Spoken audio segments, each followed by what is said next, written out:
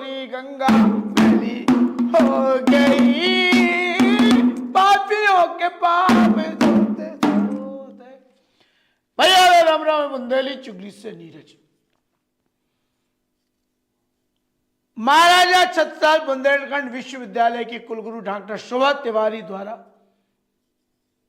ओछा में आयोजित 2 कौड़ी के कार्यक्रम की बात कर रहे हैं। आयोजक और आयोजन दोनों 2 कौड़ी के इसे कि भगवान राम के और माता सीता को अपमान करने वाले लोगों को तो बुलाओ और वह सही साबित करने को प्रयास करो जा रहा। माता सीता के लेके आप मर्यादा टिप्पणी करने वाली कुलपति शोभा तिवारी के आईने दिखावे को काम सबसे पहले जो करो है तो वो करो है योगी डॉक्टर राघव पाठक ने। खजुराहो के विश्व प्रसिद्ध चिकित्सक ने अपनी मर्मांतक पीड़ा जाहिर करी है 3 मुद्दन के लेके। और हमें लगो कि जब पीड़ा आम आदमी तक, जनता तक पहुंची चाहिए, इसे उनके सोशल मीडिया अकाउंट से उनको वीडियो उठा के हम जो आज अपने प्लेटफॉर्म से दिखावो चाह रहे हैं। डॉक्टर राघव पाठक ने 3 मुद्दन के जो जोड़ो है और जो तरीका से समाज के आईने दिखावे को प्रयास करो है, ये हर व्यक्ति के अपनी समझ में विकसित कर लो चाहिए। एक जज के फैसला के लेकर सोशल मीडिया पे दुनिया भर की बातें हो रही, तो मेरठ कांड के लेके नीलो ड्राम सोशल मीडिया पे दिखाओ जा रहा हो कि घर से जो ड्राम ना हटा दो, इधर तुम्हें कट पल जाओ। नेवी के अफसर की हत्या उसकी पत्नी ने कर दी, उसकी पत्नी ने और प्रेमी ने मिलकर। और तीसरा शोभा तिवारी को मामला, इन तीनों के एक मुद्दा में लेकर डॉक्टर राघव पाठक ने समाज के आईने दिखावे को प्रयास करो, देखो सुनो तो ना क्या है सच्चाई। साथियों, इन दिनों अक्सर जब हम न्यूज़पेपर देखते हैं या पढ़ते हैं, सोशल मीडिया पर आते हैं, तो आए दिन ऐसे घटनाक्रम मिल रहे हैं जो हृदय को बहुत ज़्यादा आहत कर रहे हैं। कई बार ऐसे मामले सामने आ जाते हैं जिन मामलों पर ना चाहते हुए भी मन करता है कि इन पर बोलना बहुत ज़रूरी है। अगर हम अभी नहीं बोलेंगे तो कब बोलेंगे? हमारे बच्चे बड़े हो रहे हैं, हमारी जिम्मेदारियां हमारे सामने हैं। अगर हमारे बच्चों को सही संस्कार नहीं मिलेंगे, सही सामाजिक व्यवस्था नहीं मिलेगी, तो वो जाएंगे आखिर कहाँ? हमने पेड़ लगा दिया, लेकिन हमने उसकी रखवाली के लिए बाहर से जाली नहीं लगाई, उसके लिए उसकी सुरक्षा की व्यवस्था नहीं की, तो हम पेड़ क्यों लगा रहे हैं? कल भेड़ बकरी सांसारिक जानवर जाकर के उसको चल जाएंगे। तो हम जो फसल पैदा कर रहे हैं अपने बच्चों के रूप में, क्या हम उनके प्रति वास्तविकता में संवेदनशील हैं? या हम अपने बच्चों को पेड़ पौधों को लगा करके उनको खुलेआम किसी को भी चढ़ने के लिए हम उनको खुली हवा में फेंक रहे हैं? तो एक अभिभावक के तौर पर आपका जागना और मेरा जागना बेहद जरूरी है। हमें हमारे बच्चों के लिए बोलना सीखना होगा। 2-3 ऐसे मामले सामने आए जिनमें एक मामले में तो मैं बहुत बहुत तारीफ करूंगा उस बच्ची की मां की जिसने मामले को उजागर करने में भूमिका निभाई। मेरठ के आसपास का कहीं का मामला सुनने में आ रहा है जहां एक विवाहिता युवती ने अपने नेवी मर्चेंट नेवी ऑफिसर पति को टुकड़े टुकड़े करके अपने प्रेमी किसी शुक्ला के साथ मिलकर के नाली में बहा दिया या ड्रम में लगा दिया। वहां वह सहयोग चाह रही थी अपनी मां का, तो तारीफ है उस मां की, लेकिन उस मां के ऊपर भी प्रश्न चिन्ह है, आखिर उसने कैसी संतान को पैदा किया? एक तरफ प्रश्न भी है, दूसरी तरफ तारीफ है कि उसने इस घटना को उजागर करने में मदद की। लेकिन कहीं ना कहीं हमारे संस्कारों में, कहीं ना कहीं हमारी इंटेंशन में कुछ कमी रही कि हमने ऐसे बच्चे पैदा कर दिए जो इतनी दुर्दांत घटना को अंजाम दे रहे हैं। अगर इस घटना के पूरे पहलू को समझा जाए, जिसमें वो बच्ची काय को कहे, एक दुष्ट औरत अपने प्रेमी के साथ मिलकर के उसको अवसर मिला। मैं बोलता हूं डिस्टेंस और अटेंशन की कमी। अगर विवाहितर संबंध बनने का सबसे बड़ा कारण है अटेंशन की कमी। मर्चेंट नेवी में काम करने वाला उसका पति उसको अटेंशन नहीं दे पा रहा था क्योंकि उसके परिवार के भरण पोषण के लिए वो बाहर गया था। यहां पर प्रश्न चिन्ह उठता है, जिन पत्नियों के पति बाहर रहते हैं उनके घर की स्थिति क्या होगी? हमारे देश की सेना में गया हुआ एक एक जवान आज सीमा पर खड़ा हुआ है, उसकी विवाहिता पत्नी घर में रह रही है। अगर वो विवाहितर संबंध में उतर जाएगी तो उन जवानों की मानसिक स्थिति, भावनात्मक स्थिति क्या होगी? हम कैसा समाज चाहते हैं? हम कैसे समाज की रूपरेखा रख रहे हैं? कौन इस पर ध्यान देगा भाई? अगर पति कमाई करने के लिए बाहर गया है, अपने परिवार के भरण पोषण के लिए बाहर गया है, तो उसकी स्त्री घर में बरगला दी जाएगी? क्या स्त्री को वेपन तो नहीं बनाया जा रहा है? यहां हम औरतों को, खाली औरतों को, जिन अकेली औरतों को पाते हैं, तो हम अपने कुटिल इरादों के उनके ऊपर थोप तो नहीं रहे हैं। वो महिला अकेली रहती थी, उसके ऊपर एक शुक्ला नाम के लड़के ने, जो बाबा जैसा ढोंगी दिख रहा है, जो नशेड़ी है, वज्र नशेड़ी है, वो नशेड़ी आकर के उसके साथ दुराचार करता है, उसको दुराचार सिखाता है, उसको नशा करना सिखाता है, और नशे की हालत में वो आकर के जैसे ही उसका पति घर में आता है, उसको उसके साथ क्या कृत्य किया जाता है, सबके सामने है। हम कैसे समाज की रूपरेखा रख रहे हैं? कहीं ये संयुक्त परिवार से विघटित हुए एकाकी परिवारों की कहानी यही तो नहीं है हर जगह? इसको नए सिरे से खंगालने की जरूरत है। हमें सामाजिक व्यवस्था को नए सिरे से चिन्हित करना पड़ेगा। आखिर क्यों ऐसी घटनाएं घट रही हैं?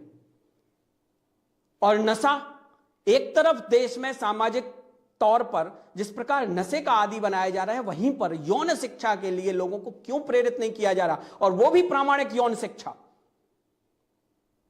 यहां कहीं ना कहीं फीलिंग्स और भावनाओं का सही तरीके से यूटिलाइजेशन लोगों को, हमारी नवी पीढ़ी को नहीं पता, इसलिए वो भटकते हैं, और भटक करके इतने गहरे गड्ढे में गिर जाते हैं जहां जाकर के ऐसी विभत्स घटनाएं अंजाम दी जाती हैं।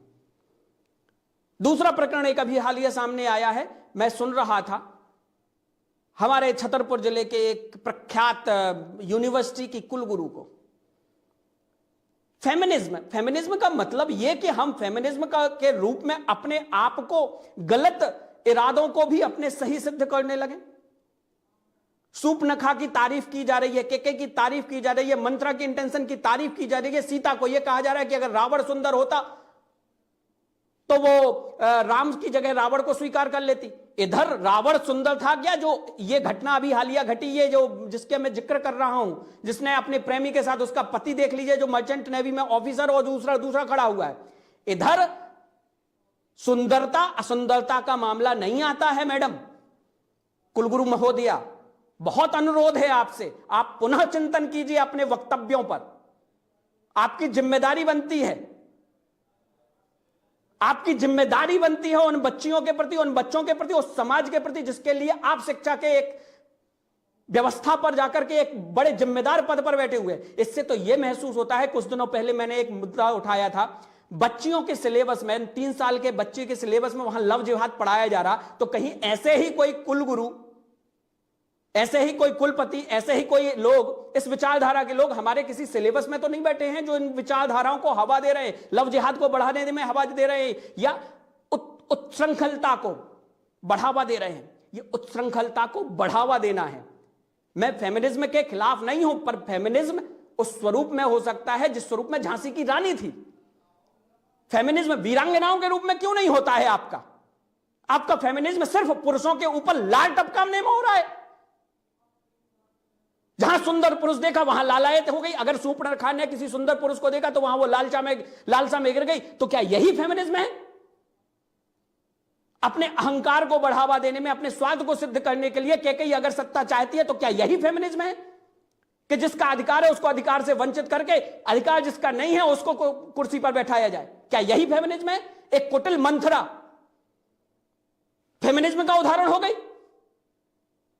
वो सीता जिसने अपने पति के लिए प्रतीक्षा की, अपने पति के आन बान शान को रखने के लिए अपने सतीत्व की, अपने अस्तित्व की रक्षा की, वो फेमिनिज्म का उदाहरण नहीं है? वो सुलोचना, सती सुलोचना, वो फेमिनिज्म का उदाहरण नहीं है?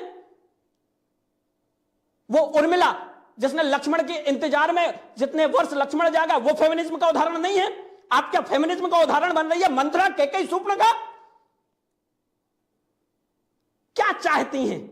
कहीं आपके भी तो ऐसे आचरण नहीं है कि कहीं सुंदर पुरुष देखा तो आप भी उसी पे विचार में लिप्त नहीं? समझिए इन बातों को, प्रश्न उठेंगे। इधर एक मामला यहां देखा जा रहा है, सोचने की बात है। ये न्यायपालिका पर प्रश्न चिन्ह उठाया इस एक अखबार ने।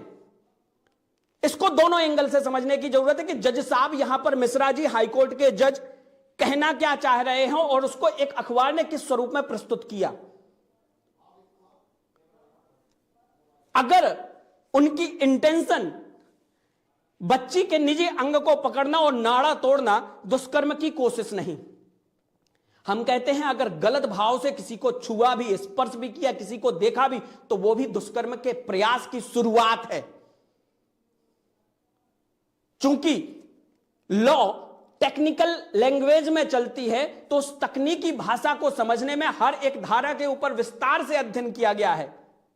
कहीं जल्दबाजी में उस तकनीक को समझने की जल्दबाजी में किसी अखबार ने एक गलत प्रश्न चिन्ह तो नहीं लगाया, और अगर सही प्रश्न चिन्ह लगाया तो क्या हमारा कानून इतना उलझाऊ हो चुका है, इतना जलेबी की तरह टेढ़ा हो चुका है कि अपराधियों को चिन्हित ही ना कर सके, बजाय कि अपराध को चिन्ह प्रश्न चिन्ह पर लाने के उनको ढीला करके छोड़ दिया जाए?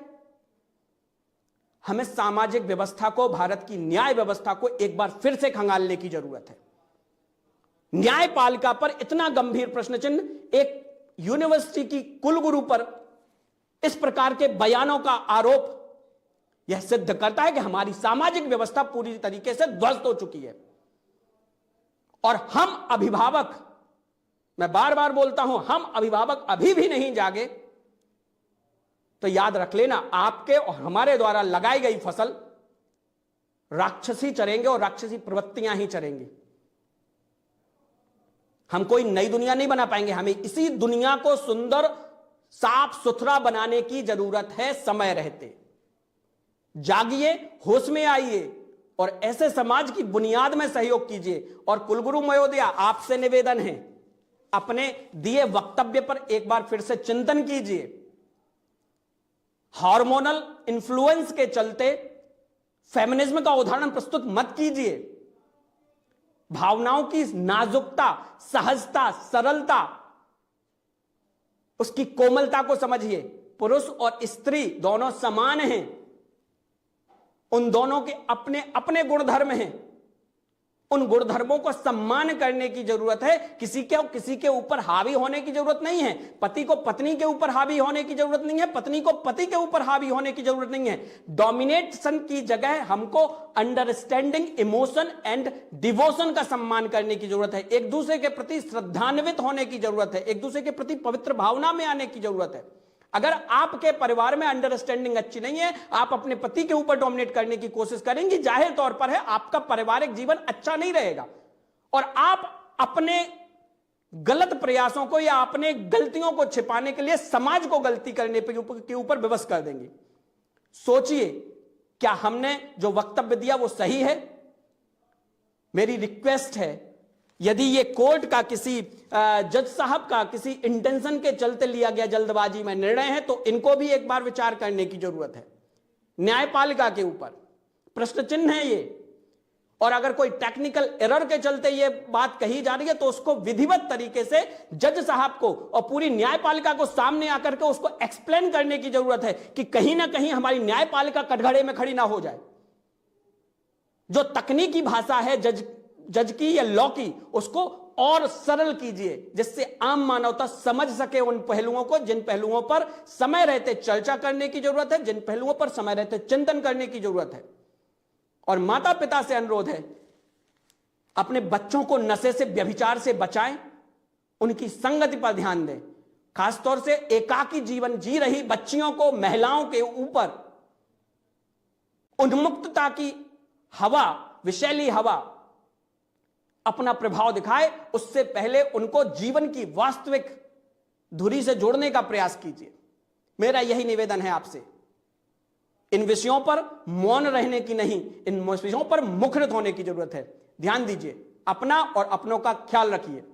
नमस्कार। तो जैसे डॉक्टर राघव पाठक हमेशा गंभीर विषय के लेके मुखर रहा था सोशल मीडिया में, और जितने अच्छे डॉक्टर हैं उतने ही अच्छे जे आदमी इनकी मनो आत्मा और बुद्धि के भी ठीक कर वो जानत है। और जो दो तरीका के डॉक्टर हैं, सो भैया इनको इलाज चाहिए, जरूरत तो लेते रहिए। अब ले रहे विदा, जय राम जी की। क्या आप भी हैं घुटनों के दर्द, जोड़ों में दर्द, कमर दर्द, स्लिप डिस्क, सर्वाइकल की समस्या से परेशान? तो मिलें हमारी टीम के चिकित्सकों से, क्योंकि हमारे पास है आपकी बीमारी का सफल उपचार। ट्रीटमेंट अच्छा रहा, दवाइयाँ भी कम की है, कोई महंगी नहीं है, तो उनको मैं रूटीन पे लिया टाइम टू टाइम। तो आज मेरे को 100% रिलीफ है। ये बोलने में मेरे को कोई संकोच नहीं है।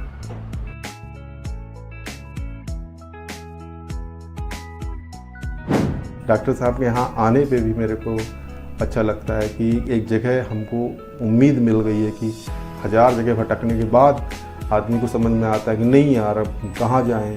फिर अब समझ में आता है कि नहीं यहाँ यहीं आओ, अब जो करना है क्योंकि इलाज यहीं पे है।